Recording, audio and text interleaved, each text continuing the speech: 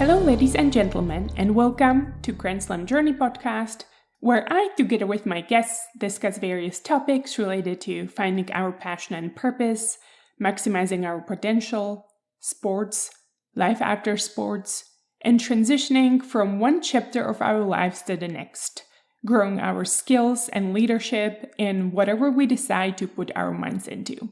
For me personally, areas of business and technology, and for my guest today, areas of corporate and personal coaching. I am your host, Klára Jagošová, and today I bring you a conversation with David Lindsay. David has been a coach, trainer, and athlete, and has seen what it takes to get things done. He knows how to prepare, motivate, and stay motivated. David played rugby league for many years, but suffered 2 knee reconstructions at an early age, cutting short his rugby league career. David then went on to compete as a professional arm wrestler until an unfortunate accident occurred that made his arm paralyzed. He then went on to pursue martial arts. David received his black belt in Wing Chun, purple belt in Brazilian Jiu-Jitsu, trains in submission wrestling, and has had several cage fights. In the last 10 years, he has studied many successful teams and individual athletes, from the All Blacks Rugby Union to Rafael Nadal, tennis, to Ronda Rousey, MMA, UFC, and many other successful teams and individuals.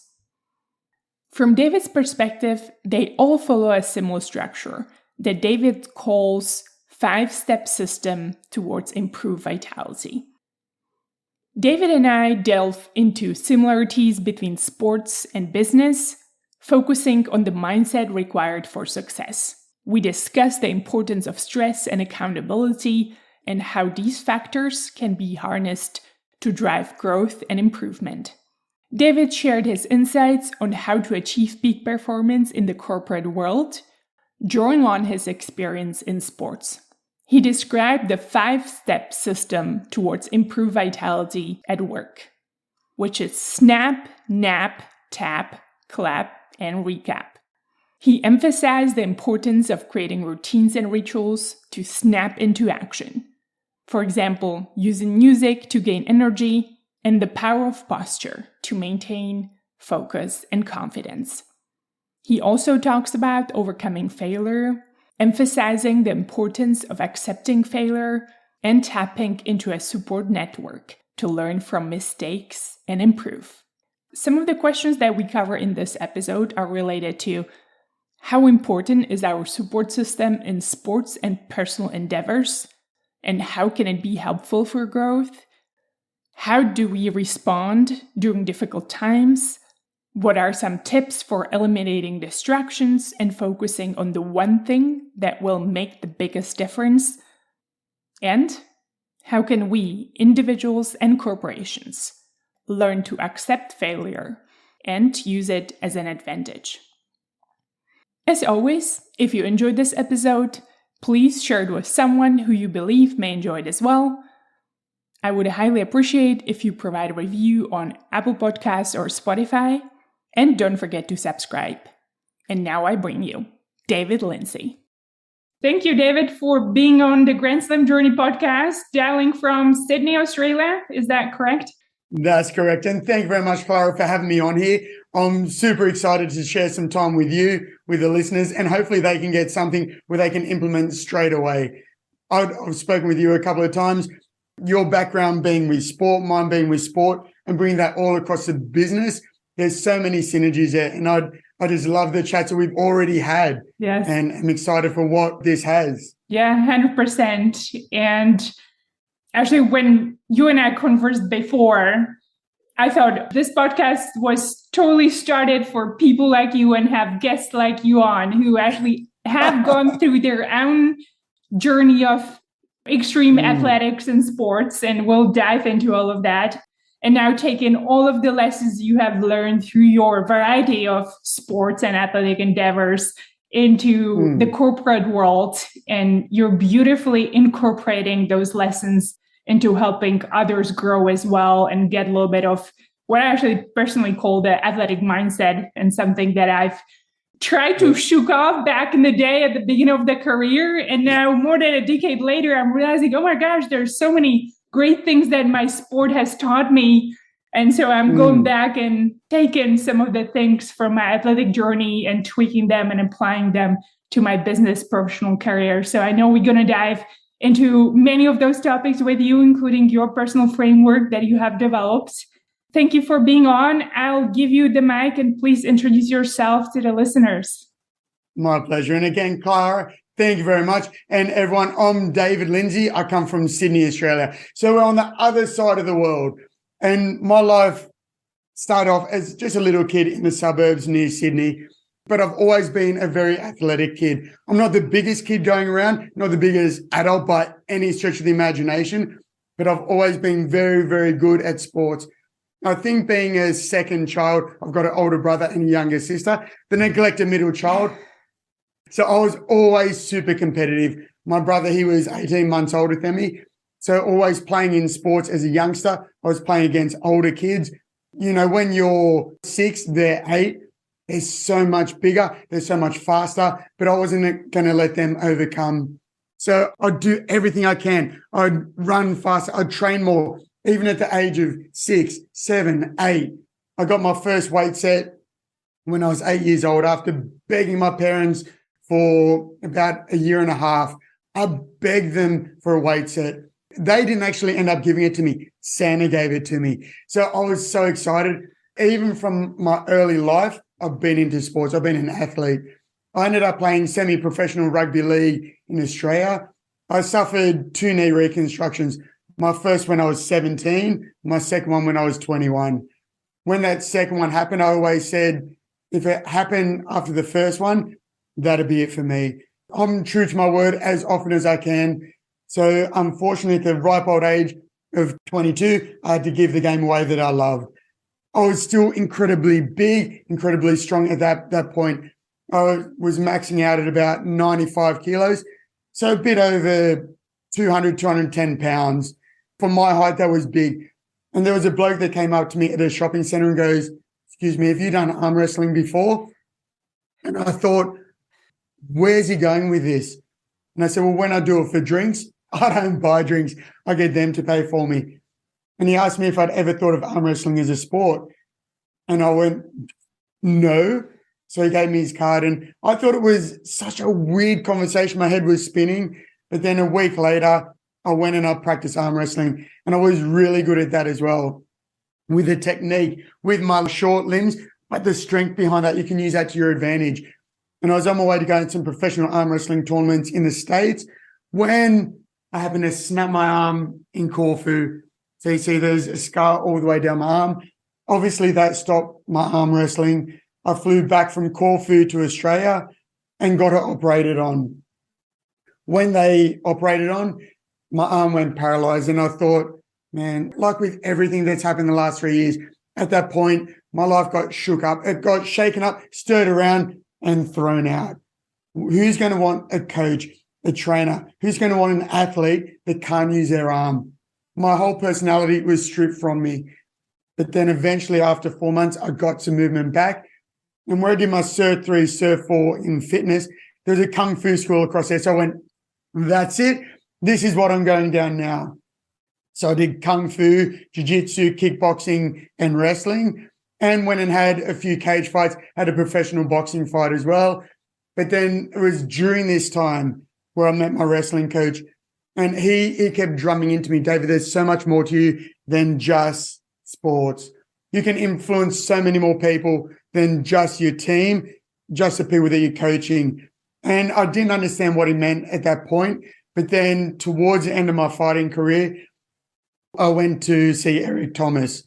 I went up and I took a step because there were some ladies beforehand going, sometimes you just have to get up and take the first step. So I thought I stood up and I walked forward and I won a boot camp. So it was a 3-day boot camp for speaking. I never knew of speaking as a profession at all, but then I went to it and I did very, very well. So I signed up and did a 12-month speaking course. And still at that point, I was still fighting. And then talking with my wrestling coach, we saw that there were gaps, so many gaps in the corporate world. Like you said before, that we can take our sporting achievements, our metaphors, our methodologies, our mindset, and bring it across to the corporate world. And that's where I came up with my 5 steps towards improved vitality. And that's where I'm at now, spreading the message far and wide and loving life. Thank you so much for the great intro, David, and description of all your amazing sports and journey. I have to say, I've never talked to rugby players and yet personal arm wrestler, but I do want to go back a little bit more. I'm always curious about how we initially uncover the passion. And you specifically started with rugby. What was it about the sport that intrigued you and inspired you to dive in? How did you know that's the sport you want to focus on at the beginning? At the start, we always start out playing sports really for the fun of it. For like you might go with a couple of your friends, and that's where it all starts out. I started off playing soccer when I was younger, but then got into rugby league when I was 12 years old. And I think it was having that bigger older brother as well really pushed me to, that's where I wanted to prove myself. I wanted to prove myself to myself, but also to everyone around. No matter who you are, how big you are, I can take you down, and use that physicality and that mentality to really be able to impose my will. So I just like the physicality.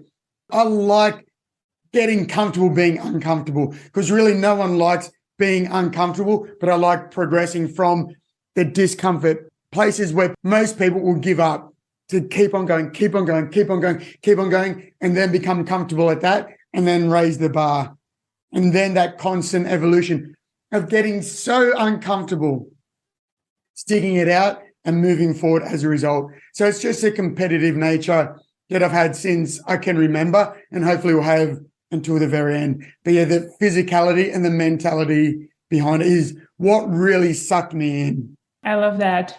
And then just to compare again the sports, I was trying to note them down because you've gone through so many. So just to name them: rugby, then you went into personal arm wrestling. Yep. I guess that's due to your knee injury, but just to pause there, I mean, those are completely night and day. How was the dynamic? Just tell me a little bit more of what happened there. Because of my knee injury, I couldn't run. I couldn't do all of this sort of stuff. So I was doing a lot of upper body weights during my recovery time. And I got really big. I got really, really strong. And that's what the bloke sort of approached me for. And I thought, after my head stopped spinning, because who expects that sort of conversation when you go to the shopping center? I went down and I thought about it, and I go, you know what, this is the next avenue I can sort of go down. It's utilizing my strength, utilizing my competitive side. I had no idea about technique. I just thought I'd be able to muscle it through. But very quickly you learn how important technique is. And with all my sports since rugby league, with arm wrestling, with fighting, and no doubt you know with tennis, is where people go, that's an individual sport. And it might be an individual competing, but it's still a team environment. Like when I was arm wrestling against people I was training against. I had my coach there. So we had a team of arm wrestlers. Same as with fighting, we have a team of fighters. But yeah, learning their technique, and the mindset even comes into arm wrestling. If I can get over the guy mentally first, I've already got him beat. And that's where my strong will helped me move forward. It held me up to propel me forward. I'd go against big bodybuilding blokes. And there was one bloke in particular where he thought he had it all over me. I knew I had him beat already, because to me, he was just a poser. But because we both have short levers, we both went for the hook. Our heads hit and I beat him straight away. After that, I had him beat mentally, and he was such an easy beat physically after that as well. So technique, mindset, along with obviously the body as well, the strength. You need strength with the technique as well. Thanks for describing that, because that's a great example of how mindset plays into sports, especially early on. Same thing when I used to play tennis. I have found that if you start well, the first 2-3 games at the beginning and how you carry yourself can dictate a lot kind of the following set and the outcome, because you can get mental advantage. So I love what you described in with the arm wrestling. It seems like it is probably across the sports, like having a good start and being pumped and prepared to start the match game, whatever you're competing at, right? 100% can create advantage. And so from there, you went rugby, arm wrestling, but then you decided to go, you know what, rugby wasn't hard enough. I already had 2 knee reconstruction surgeries. I'm going to try full-on wrestling and boxing and MMA. Explain that to me, David. It's funny, when I started arm wrestling, my grandpa, he was a wrestler when he was younger. He was a state champion. And he actually goes, why are you just using your arm? Use your whole body. And I just laughed at it because he always got us doing wrestling as kids, me against my cousins. He'd always get us doing techniques and him with myself as well. But once I snapped my arm went paralyzed. It gave me time to think. And first of all, I was feeling sorry for myself. But then once I started to getting movement back, my mindset goes, okay, I've overcome knee reconstructions. I've overcome broken arms. I need to keep pushing. I need to keep moving myself forward. What can be the next challenge? And first of all, it wasn't even fighting. It was going up and doing Kung Fu, having that goal to get my black belt. But then once I started getting better with my skills, that's where I really wanted to test myself, not just in the school, but against any sort of opponent, against any sort of style. And that's where my mindset went with that. Yes, I did get my black belt, but at the end of the day, belts really just hold your pants up, or they're there for decoration. I wanted to see what it was really like in there, full contact, just about no holds barred, and I loved it. But more than anything with the fighting, especially, is a mindset from wrestling, is the art of getting comfortable being uncomfortable. And that's the same as with speaking. And I put those two very similar because, like we spoke about before, there's so many similarities between sports and business, and we'll get into that in a little bit. But when I say to people that speaking is the same as fighting, I get this funny look. And I go, well, think about it. I have to get an opponent to fight against. I have to get a conference to speak at. As soon as I get the confirmation with that, I get a little bit nervous, but then I get super excited and I go, okay, in 8 weeks, I know I've got a fight. In 8 weeks, I know I've got a talk. Okay, what strengths does my opponent have? What is a conference about? And then I practice and I practice and I practice and I refine my technique or refine my talk and I get better and better and better. And then when you're there, you know when you've got a week to go, you're in the home stretch. Same as with both. So you keep practicing. And then when you're there, they call out your name. You come out and you're excited. You put on a show for the crowd and you finish with a standing round of applause. I love it. That's why I've found similarities between fighting and speaking. Yes, and you so beautifully describe it. Actually makes me a little bit wonder and also reflect on my own podcasting journey and why I started my own podcasts. You know, one of the reasons, just to share, I was terrified at the beginning. It was literally the one thing that I thought, being a Czech person from Czech Republic, having this accent, and I was like, you don't hear that many podcasters with this weird accent. And I was like, I'm going to try it. And so it was totally fear-driven at the beginning. And now it just became such a fun thing. And I love, obviously, meeting people like you and learning new perspectives. It's become my primary ways of learning. And I can feel a lot of the similarities in this and kind of what you described, and totally see the connection between the performance, being an athlete, and speaking performance, or even something like, I guess, my media podcast that I've chosen for myself. But I do want to go to one more thing, because this is something I haven't really felt. Like in tennis, it's a little bit, because you're there by yourself. So you can think about it, it's a cage and you have to depend on yourself only, which is the beauty of it. There is nobody else to blame and nobody else to praise, just yourself for the win. So that responsibility and accountability is something that I've grown with and almost gotten addicted to, which I now enjoy. But I find that there is another level when you take it into these combat sports and extreme sports and fighting actually in a cage. to where you're literally, risking Yeah. your life. In tennis, the worst can happen. You get hit by a ball and you have a bruise. That happened to all tennis players probably in life. How is that mindset? I loved it because I love being under the pump and knowing that you have that fight. It's like knowing that you have to finish a project of work. You've got a project, you've got the end date. And then, like with everything, you should reverse engineer it and know where you want to be each step along the way. So I love the fact of that pressure, of knowing that there's someone else out there. They're training just as hard, if not harder than me. So I have to constantly lift my game. Like I was training 3 times a day. I was dieting to get down in weight. So it's all these things, but you know that you have the end date. And I was talking with someone about this just this morning. It's about the long-term gratification as opposed to instant gratification. And even now, I normally get up at 3:00 in the morning to do my training at 4:00. I know that when I get up, how I'm going to feel afterwards. Well, we're in winter now in Sydney. It might be cold. It might be wet. But I know that once I get up and I get going, I'm going to be so much more energetic. I'm going to have so much more vigor, and it increases my passion for what I do. So therefore, it raises my vitality by getting up and going out training, doing what other people can't do. I love that. And like you said, when you started the podcast, man, my accent, I'm uncomfortable. You keep going, and then becomes a whole nother language where you have created this. It's that level of comfort where if you hadn't have pushed through those tough times, like you said, with tennis, you might get hit with a ball. With fighting, you get punched in the face.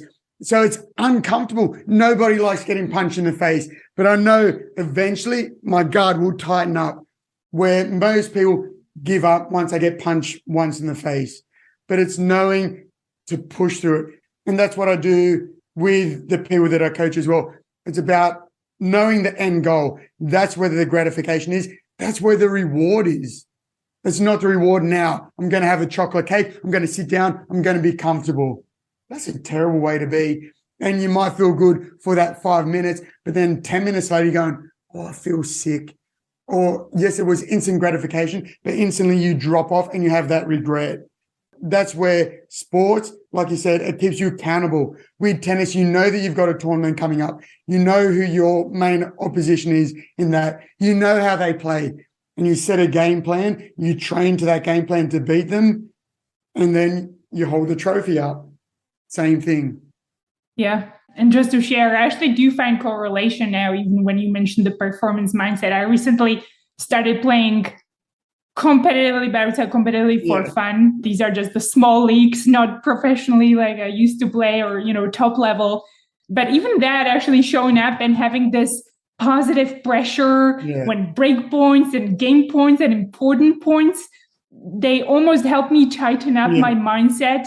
And I actually feel I become a better human even at work, because keeping that mindset under pressure tight, I feel like it helps me keep my mind tighter even in business situations. Have you seen that perspective, or when you talk to the people that you coach now, because I know you have your own coaching practice, is that something that you hear or you have personally experienced? Well, both. I've got personal experience with that. You hear it. And I talk about that as well. I ask people, who think that stress is a bad thing? And the majority of people put their hand up. Stress is vital for growth. Stress is vital for improvement, but it's stress plus recovery. So a certain amount of stress, like you said, it keeps you on that straight and narrow. Knowing that I've got a cat training to fight me, that's training to punch me, elbow me, try and choke me out, try and break my arm. That keeps me on the straight and narrow. Knowing that I've got an audience of whether it's 10 people, whether it's 100 people, whether it's 1,000, 10,000 people, that they're relying upon me to put on a good show. It's that stress. You get it working for you. Because a lot of people as well, you'd see it with athletes. Some of them are brilliant on the training court, but when you get to the competition side, they flake out. It's about having that mindset of, okay, training is training, use that stress, but then knowing how to use the stress in competition to work for you. Because there's 2 ways to really look at things. You look at the excitement or you look at nervousness. And it's the exact same physiologically, because I've spoken with people about this as well. I use this quite a lot. And there's studies that show it. If you're excited for something, your heart rate goes up. You might even start sweating, the body temperature. Your mind is switched on. You're hyper-focused. If you're nervous, your heart rate goes up. Your breathing goes up. You start sweating. Instead of being hyper-focused, though, you're hyper-scattered. So it's the exact same physiologically. It's just a mentality which changes it. Are you excited or are you nervous? Try and flip it if you're nervous to be excited, to use that energy for you. Whether it's doing a presentation at work, whether it's coming up with a new widget or a new app or new whatever you're working on, it's not nervous. You flip that to, man, I'm excited to show this off. Same as in tennis, same as in fighting. I was excited to get in there and showcase my skills. I love that you're talking about it, because I have this theory even from sports that I actually was thinking about writing. I haven't written about it just yet, but now that you're touching on it, I want to test it out with you. To simplify things, I believe there's two types of people, the trainers and the performers. And the trainers are the one that go in there, they do all the reps, they're really good in training, they do all their due diligence and more. If a coach tells them to do 20 reps, they'll do 25 just to make sure they didn't miscount. And they're typically kind of praised by the coaches, like, look, this person is so good, such a good discipline and work ethic. But it's rarely that those trainers know how to perform. Then there are those performers that you can probably see from your interactions in sports. And you can point them out to you now when you look at the professional athletes. Carlos Alcaraz, one of those young kids, I strongly believe he's a performer, because being in tennis and playing the way he's handled himself his first US Open last year, you have to be a performer in order to handle the stress so well, right? So those are the people that are born with this talent that naturally thrive under competition. When you put them there, it's almost they elevate their own level. But it's typically harder to force them to get on the court and train, because I strongly believe there's usually no one that has both. I guess nature is equal in some ways. So we always have to learn one or the other. And maybe to tie on that, what do you think about that theory? And which one were you? Were you a trainer and did you have to learn to perform, or vice versa? I actually did a talk last week with a football team about this. About that team is incredibly talented. But the unfortunate thing is, like you said, the people that are incredibly talented, they rely upon their talent. They rely upon their size. They rely upon their God-given speed. They rely upon all of this sort of stuff, yet they're terrible trainers. So talent can get you so far. And if you don't learn to transition across to train hard, the people that I still believe that I had no talent. And I've had people that tell me, no, you did, you're too harsh on yourself. I go, I didn't, I was little, I wasn't the fastest. To start off with, I wasn't the strongest, I wasn't the fittest, but I trained so hard that I became the strongest. I became the fittest. I became one of the fastest. I never was the fastest, but I became one of the fastest. And so I had no talent, but I trained hard and I would stuff up in the game. But then again, you overcome it. And then the more you do it, the better you become at it. So yes, you need both. But personally, I believe that for me, very limited talent, worked hard, then the practice helped me become that performer. Because at the end of the day, if you're going to make money doing it, you do have to have both. You have to be the performer, but you also have to be able to train as well. And you'll see so many performers, like specifically in tennis, like in fighting. You have the people that are better than them at training, but you need people that are better than them at training to raise their game so they can perform better as well. You need to be both. But for me, it was hard work, and then everything else paid off the back of that. But everyone's different. Yeah. What are some of the main tips that personally actually helped you, David, to switch over to the next level of the performance? Because even from my own experience, I think you can train so hard, but you may have all the skills, but really what counts is at least, my goal has been always, I just want to play the same way in the match as I play in training. if I just achieve that, I'll be fine, right? And so getting my mindset to thrive under the stress was just so much more harder, I believe, to train our minds than to train the body, or at least it was for me, to kind of using how to tweak. It's almost like curves and tunnels. You have to find bridges to create and cross, and sometimes lie to your own side to get to the right mindset that you need, right? It's almost getting to know your own mind to get to the performance and learning what works. What are some of the things that really work for you, or even from your experience coaching people and training many people and teams? What do you see as some of the best tips for achieving that? Get out there and do it. There's nothing quite like getting out there and do it. Like you said, you can do all the practice. You can do all the practice you can. And yes, we want to go into whatever you're doing as well prepared as possible.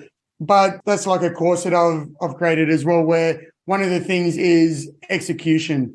You know, it's no point doing all of this training if you never put it into practice. So get out and execute. That's also, like you said, where you learn so much more about yourself. Yes, I can practice, because I practice my talk at least 3 times a week. Quite often it's after I do training. So I'm physically and mentally exhausted. I put on headphones with crowd noise. I get up on the stage. Often I do it, like I said, after training. So it's early in the morning. So that the cleaners are still coming through. So I'm trying to train in as hard a way as I can to make the performance fun. So knowing that I'm prepared, that's where I can go into it and enjoy the time. Be really here. Like at the moment, I'm 100% here with you. When I speak, I want to be 100% with the audience. I don't want other stuff going on through my mind. So practicing, but nothing beats getting out there and doing it. Even sparring, when you're coming for fighting, it's not the same as when the cage closes. You have the audience there and the referee goes, ready? You ready? Fight. There's nothing like it. So yes, prepare, yes, train, but get out there and do it. Get under the stress of the audience being there. Get under the stress of performing against someone that you've never seen before, or that you may have only seen on TV or through video. That's how you learn so much more about yourself. And that's where you build resilience, is getting out there and doing it. If you fail fast, you fail forward. That's like the third step, is tapping and evolving.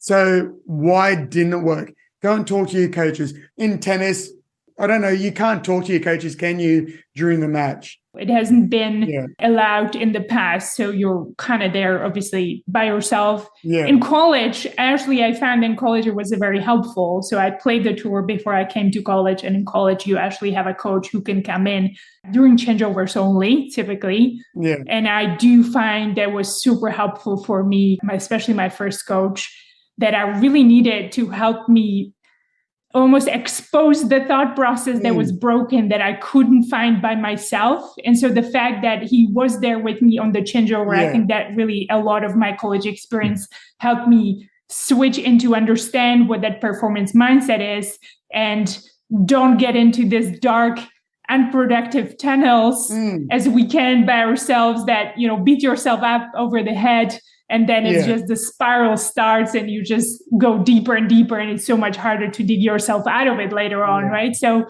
I think that was very helpful, but still mostly you have to be there by yourself. Like you said, with college, you had the coach there. With fighting, you have your coach between each round. But also, when I was fighting, there was the crowd there, but yet my ears would only hear my coach, because I'm so used to it. Yeah. That being able for him to be that second set of eyes from an outside perspective. So being able to rely upon them as well. And that's where you have full faith and trust in your coach, full faith and trust in your coaching partners. Because especially when I started speaking, I think we spoke about it before, where you fake it till you make it, but then you become it. I didn't have faith in myself, but I had the utmost faith in my coach. And because he had faith in me, in a roundabout way, that gave me strength and that gave me faith in myself, because he's still up on a pedestal for me. But if he has faith in me, I'm never going to second guess him. So I have to have faith in myself. And one thing has led to another. And again, just getting out there, learning each and every match. You want to get that little bit better. Each and every talk, you want to get that little bit better. Each and every podcast, you want to get that little bit better. Yes, I love that. And what you're describing is a little bit of what I've written about also and spoken about. And I hear from my guests who are mostly athletes is the importance of support system. And that is, I think, transferable. Whether you're an athlete, you actually have the people you lean on. And sometimes that can be your competitors because they push you to be stronger. Sometimes they're your coaches, they're your family, and it can be small or large. But we all, in all instances, whether it's athletic or professional endeavors, need some sort of support system. And that can also vary. But that's what I hear a lot of my guests describing.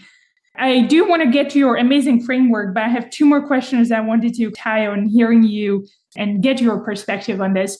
One of the things that I hear you describing is the huge identity shift and loss that is typically associated with any sport or injury. When, example, rugby, you had your second reconstruction, knee surgery, then your arm that got totally paralyzed. And so that feeling is so hard. I mean, I've gone through it myself with tennis. Almost all of my guests have gone through it in their own version. And what I'm realizing now, all humans go through it eventually. It's just a privilege in some ways as athletes. If we don't make it, we're forced to go through that earlier on in our life. And so if you think about the failure and success, that actually helps you to adapt because it's something that is super hard. But if you overcome it, that can actually help propel you, right? So how did you perceive that? If you can describe the difficulty you had to go through and how do you look at it even now? What helped you to rewire the brain that this is not a failure, but I can use this and all that I have learned to my next sport and the next step of career, which is you doing it beautifully now. Oh, thank you. Yeah, because it's funny that you talk about this exact thing. I was talking with a mate yesterday about it who played 100 plus NRL games. So NRL is the National Rugby League. That's the top of the top. And it was the same thing where he had to stop his career early due to injury.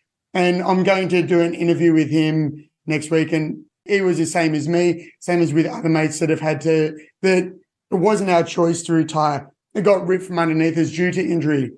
But how tough it is, because when you're playing tennis, everything's structured. You turn up to training at this time. You have this diet, this. Everything is set up for you. Training, recovery, video time, training, be on the court at this time. Your diet is all set out. And then what happens is it gets ripped out from underneath you. And that's where a lot of people struggle. And they struggle with, you have the crowd there cheering, and then the next day, nothing. Next day, you basically walk down and it's almost like you're a nobody. And that's where a lot of people struggle with. I was lucky enough to, when I did my knee, it was relatively close after that when a bloke came up and asked me to do arm wrestling. When I had my arm wrestling injury, I went into a dark, dark place. Now, I don't go into places bad very often. Occasionally I do. Everyone does have bad days. But it was the family and my friends that I had around me because they knew who I was. They knew who I was better than I did because at that point, I was a nobody. I wasn't an athlete. I wasn't a coach. I wasn't a trainer. I was nothing. Who's going to want someone that can't use their arm at all? And then when it came to fighting, it was difficult because I had so many fights cancelled on me because that was when MMA, it wasn't as big as it is now. And people just wanted to say that they were tough and have cage fights. I had 13 fights cancelled within the last week. So I'd train up for the fights. But again, it's surrounding yourself with the right people. Like I said, my wrestling coach was instrumental in getting me to even think about something outside of the sport. And then it's each time along the way, I've had the knee reconstruction, change my direction. Broken arm, change direction. Fighting, change direction. And it's just about acquiring skills and knowing the long-term game. Like I didn't know it at the point, and Steve Jobs says it brilliantly where he goes, You can't connect the dots looking forward, but looking backward, it's abundantly clear. And it's so cliche and so cheesy.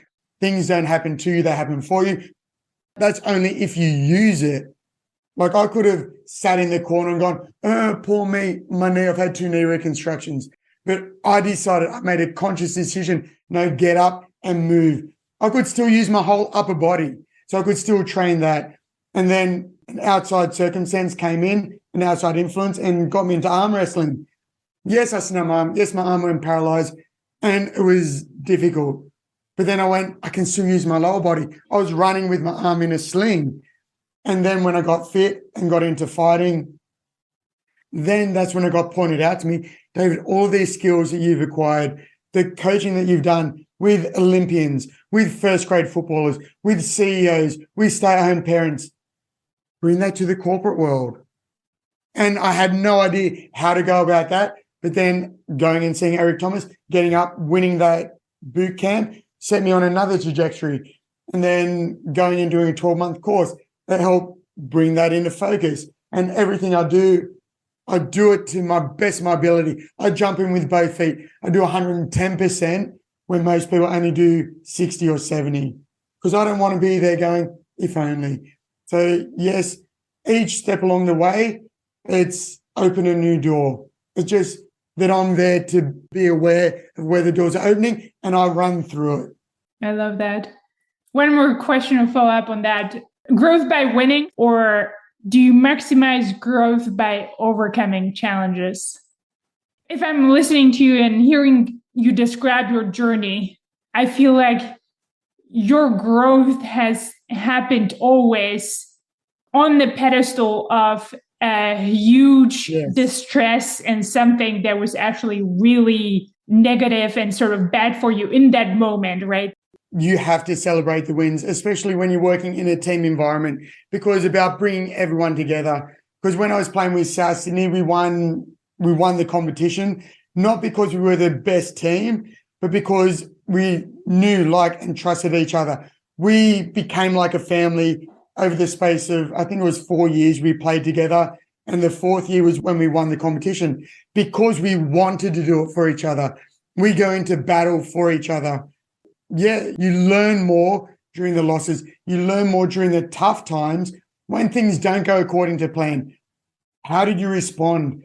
Were you able to step back and look for a different opportunity? Or did you just sit down and pull the rug over yourself, which I believe a lot of people did, or they have done over the past 3 years? Whereas with me, I've seen it. Yet the first week, don't get me wrong, it was tough. Lockdown, nobody knew what was going on. But then that opened so many doors. It enabled me to have this meeting with you, which is going to go so much further because of the tough times that we went during the lockdowns. Because of the tough times, we had to learn, grow, and adapt. We had to evolve. So there's positives wherever you look. Just depends if you're looking for the positive or if you're looking for the negative. Again, it comes back to mindset. Yeah, I love that. And so speaking about mindset, I've seen on your website the framework that you've crafted for the 5-step system towards improved vitality in the workplace. I want to let you to describe it because I thought it was super interesting and I totally connect to it as an athlete. And I was like, oh my God, this is fabulous. Everybody should know about this. It makes so much sense. So please tell us a little bit more about it and how you coach people in the corporate world to adapt it. Like I spoke to you before, I've taken all these concepts from my sporting life and saw gaps and brought it from the sporting world into the corporate world. Because as we mentioned, you have different positions, different skill sets, different mindsets, but you're all a team. You're all pushing for the same end goal.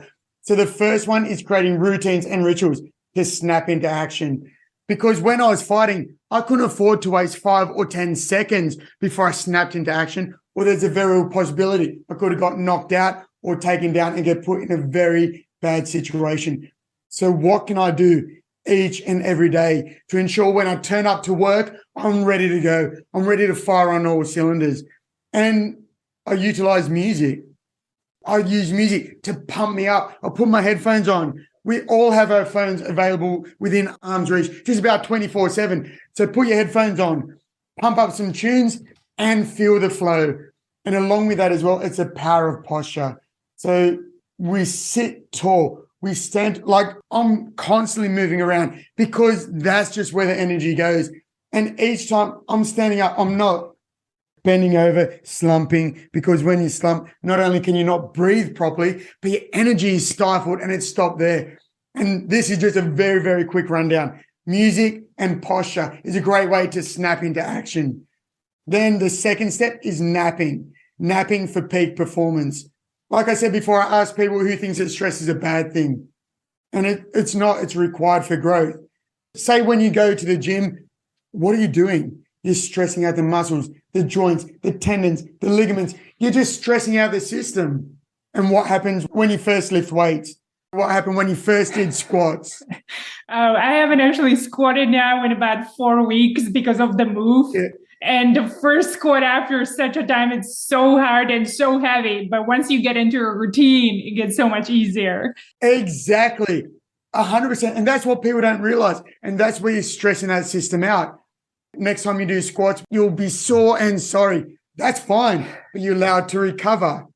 And then you do it again and again. So stress plus recover. And in the corporate world, that's where I speak about the Pomodoro technique, working in short, intense chunks. No phone calls, no emails, no distractions. You just single focus. And you'd be surprised how much you can get done when you work like that. Having a lunch break. You'll notice that I've been sipping water the entire time because it's about staying hydrated. In the Western society especially, we're chronically dehydrated. So you want to refuel your body and mind with water and with nutritious food, not with donuts, not with pizza, but with nutritious food. And then once you've had that nap, you snap back into action. Then the third step is tap, which is, yes, we're going to fail at things, but so long as you fail fast, you fail forward, you tap and evolve. Say with fighting, if I get caught in an armbar, I go back to my coach and I go, why did I get caught in that armbar? And then each and every time it gets a little bit better, a little bit better. Apple is fantastic at tapping and evolving. They didn't stick with just the phones or with the iPods. No, they're constantly evolving. And now you have your whole house running off the Apple system. It's because constantly tapping and evolving, tapping and evolving. There's many, many companies that are doing that, but there's many companies that they stop tapping and evolving and they end up forgotten about. Because another phone company, Nokia, used to lead, yeah. They were doing so well, but they stopped tapping and evolving and they were the world leaders. But then, they've been forgotten about. But if you have had to tap because something failed, you can't hang your head in shame and hope the rest of the world is going to feel sorry for you. No, you pick yourself up, dust yourself off, and then you snap back into action. Then after that, the fourth one is clap, is celebrating the time, effort, and dedication that you put into it. Like I was talking about before, if you work with people that you know, like, and trust, you're willing to do more. You're willing to put in longer hours. And you're going to have so much more fun while you're doing it as well. And when you have fun, you're just so much more productive. And then after that, the fifth step is recap, which is all about continuous, never-ending improvement in everything we do. People sort of get tapping and recap a little bit confused because tapping is what you do between the ends of tennis. You have a quick talk with your coach and you make little adjustments. Recap is watching the entire game, watching what worked and what didn't work. And more importantly, why didn't it work? And then getting a little bit better, 1% each and every day. Yeah. So that's the 5 steps towards improved vitality. Snap, nap, tap, clap, and recap. There we go. I love it. Thank you so much, David. I do want to touch base, especially on one that I think most of us humans, as well as corporations, I believe is hard for us. And obviously corporations, because corporations are made from humans, right? So I think that just makes sense. And it's the tapping, accepting the tap and recovering from it. because we all fail. And I've been part of a few different large corporations, and I think corporations handle that differently, right? The way you look at lessons learned as a human or as a company, and accepting failure versus moving over it, etc. You sharing your story and me listening to it, it seems like you really learned and mastered that skill through the different transitions of your different sports, as well as you coach people now in the corporate world and professionals. I just envision, from my own perspective, that this can be really hard for others. Is that true? Do you find this one of the hardest one? And what are some of the tips that you would suggest for people to try and test, or even organizations try to adapt? Yeah, for sure. And with that, really, it's about having a good support network. So people that you work with and that are both one level above and one level down as well. People that you interact with all the time. I like to use martial arts as an example. And Bruce Lee, everybody knows Bruce Lee. He didn't walk in as a black belt. So he walked in and he still made mistakes. But each time you make a little mistake, you learn so much more from it. So not learning from it is the biggest mistake you can do. Because say if you have a sales team and they're on the phone, if a sale didn't go through, that's where you're going to tap. That's where you're going to talk with the people around you and brainstorm. Because with the whole mastermind thing, everyone has their own unique concept, but then there becomes truly a mastermind above it. Because when people throw out ideas, it gets you thinking from a different perspective on how to overcome it. Going back to the phone call example, what point did you lose them? Did you try and sell too hard too early? Did you not do this? Did you not do that? Were you so robotic because you're just reading it off a script and the script says to do this and then laugh, ha, ha, ha. So it's all that sort of stuff. But so long as you learn from it, and we're never going to get 100%. That's perfectly fine. But so long as you get that little bit better and that little bit better each and every time, you're moving towards it. So when I was fighting, I accept failure, because so long as when I do it, I go to my coach, okay, what do I do? And he goes, when you're throwing the overhand right, your left hand's dropping down. Then he just tagged me in training until eventually I got to the point where the hand's up there. Or with a takedown, if your arms play out to the side, boom, you're open for a knee. As opposed to if you go for the takedown, the knee comes, then you use that to your advantage. So quite often when you do fail a little bit first, that doesn't become a failure. It can actually become an advantage, just the way you look at it. I love that. I agree. You've shared so many great tips and wealth of experience from athletics and how you're now helping corporations and people in the personal world adopt it.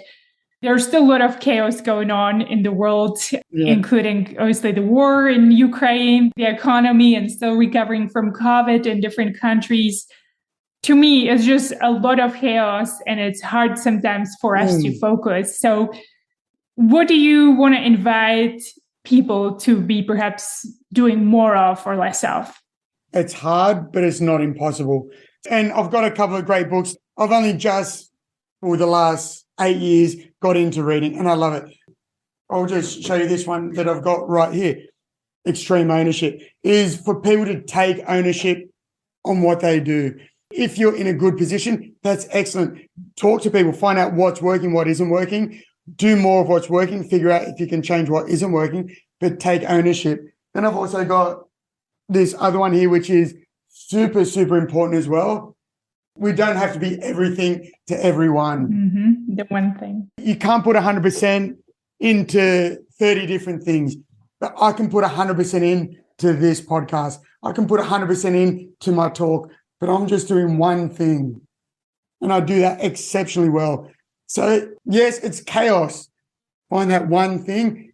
It might be off in the distance, but keep your eye on the end goal. So go for not instant gratification, but go for delayed gratification. That's so great. And actually spot on. Just today, I was thinking, what can I eliminate from my schedule? I need to focus more and narrow down more on what's in front of me, because I feel like I have a lot of echo from other sides and I have too many to-do lists lately.